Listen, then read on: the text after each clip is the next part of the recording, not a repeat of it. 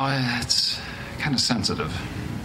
Listen, Phil, as a psychiatrist, anything you tell me will be kept in the strictest confidence. You know, it's funny how the more you bottle things up inside, the bigger they seem to be. Well, I've never told anybody this before, but okay, here goes. One of the hardest things for couples to talk about is their sexual life. They can joke about it, they can be playful about it, but when they get to trying to make it work with one another, so many resentments build up. What are the type of problems that couples face? With me today, I have the pleasure of introducing Dr. Barry McCarthy.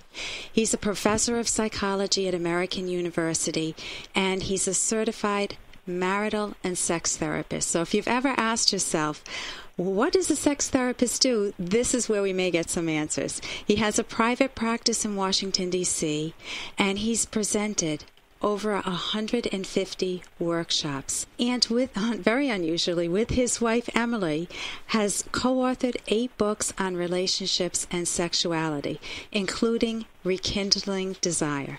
Dr. Barry McCarthy, what a pleasure to have an opportunity to talk with you.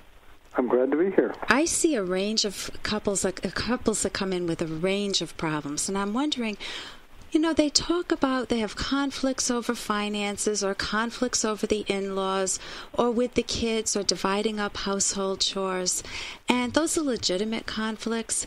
But sometimes I'm really blown away, actually, by the fact that when you get to the sexual issues, those are underlying all the others, that if their sex life went better, they could actually deal with the in-laws better. And why is sex so important?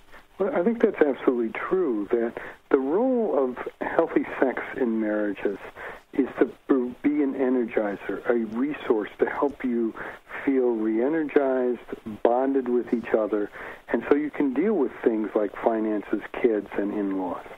But when you stop being a sexual couple, when sex is less than once a month or twice a month, it becomes very awkward, and it really is a major drain. You lose that sense of being special and being energized and being attractive to each other. So it's much more likely that you're going to be struggling with other hard issues.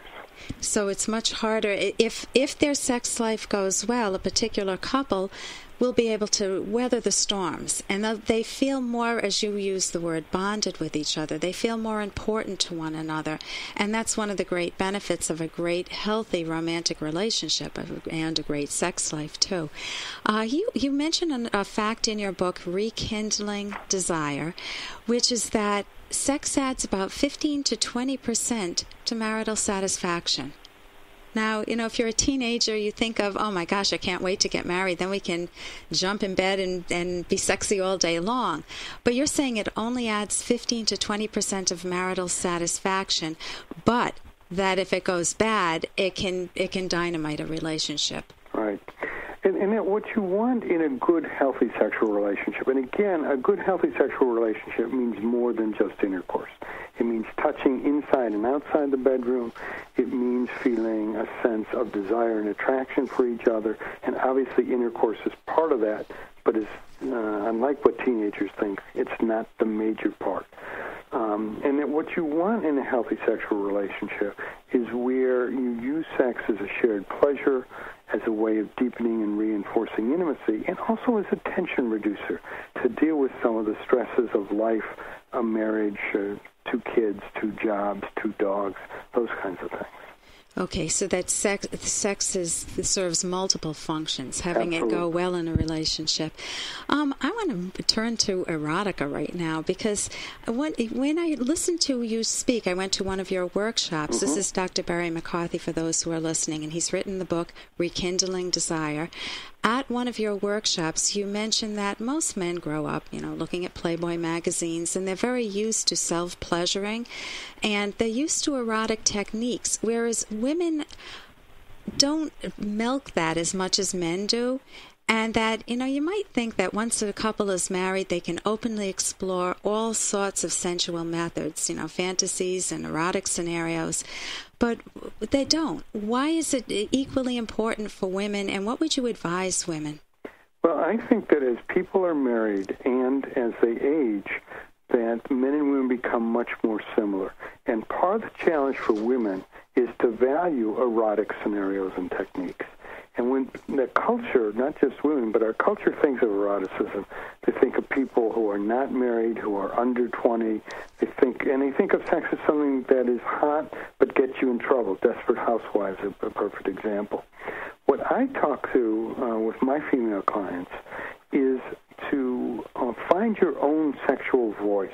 And part of that sexual voice is valuing intimacy. Part of it is valuing touch and pleasuring. But another part is what are the things that are your wants and desires that really allow you to feel aroused, orgasmic, and really valuing the couple sex. So there's some individual work to be done first. A woman needs to ask herself, what's erotic for me? What turns me on? Right. And I know it's much easier to do that talking to your spouse outside the bedroom. That rather than trying to do it while you're nude in bed, I think people feel too vulnerable. A good place to talk sex is over a glass of wine or a cup of tea in the living room or the dining room or on a walk. And to give each other information. What's a turn on? What's a turn off? In your book, Rekindling Desire, you mention turn-offs, poisons for sexual desire. Right. What are some of these that just totally demoralize a couple?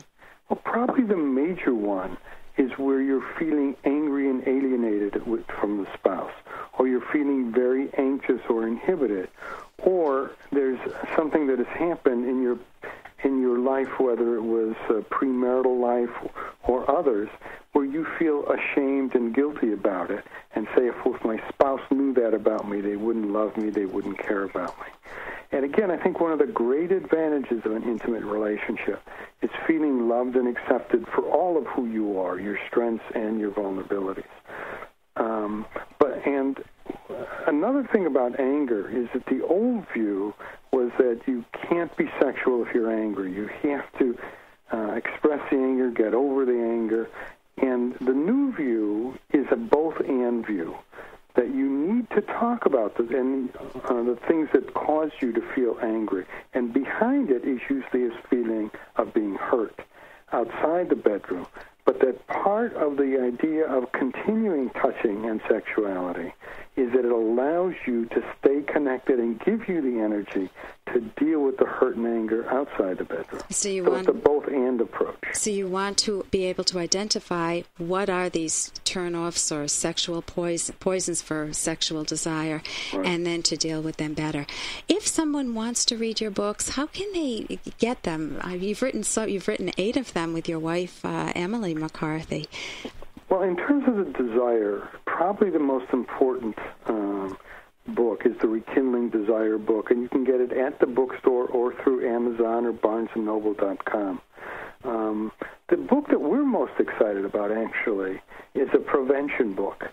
It's called Getting It Right the First Time, Creating a Healthy Marriage, and we talk about the first 2 years of marriage, and there's 2 chapters. There's one chapter specifically about developing a sexual relationship so you don't get into these problems, that the best cure is good prevention. Okay, that sounds wonderful. Dr. Barry McCarthy, so glad you were able to join me today and look forward to talking with you again.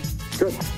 And you want to work on building your emotional intimacy and loving your relationship and making it grow. Rather than going the route that most people do, they let it fizzle. I'm Dr. Ellen Kenner. Be with you next week on The Rational Basis of Happiness. Your future hasn't been written yet. No one's has. Your future is whatever you make it. So make it a good one. Here's an excerpt from The Selfish Path to Romance by psychologists Drs. Kenner and Locke.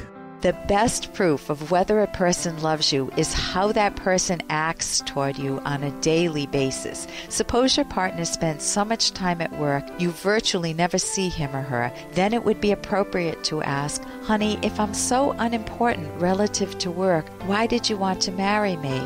As to time spent on one's career, there are no rules about how many hours one should or shouldn't work.